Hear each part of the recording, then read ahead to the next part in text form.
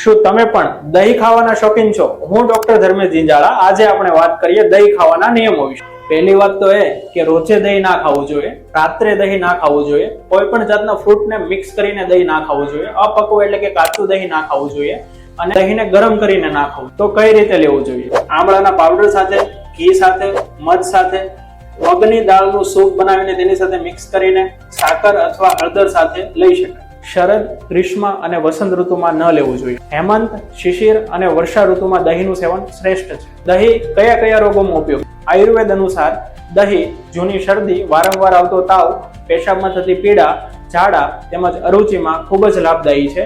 દહીં વજન વધારે છે તેમજ બળ અને વીર્યને પણ વધારનાર છે. વાત કરીએ દહીંના મુખ્ય 2 ફાયદાઓ વિશે. પહેલું, 1 કપ દહીંમાં 2 ચમચી ચણાનો લોટ મિક્સ કરીને ચહેરા પર લગાવવાથી ચહેરાનું તેજ વધે છે, ચહેરો સુંદર બને છે. 2 દિવસ જૂના ખાટા દહીંમાં 5 ગ્રામ ટંકણ ભસ્મ મિક્સ કરીને માથા પર લગાવવાથી હેરફોલ અને ડેન્ડ્રફ બંનેમાં ફાયદો થશે.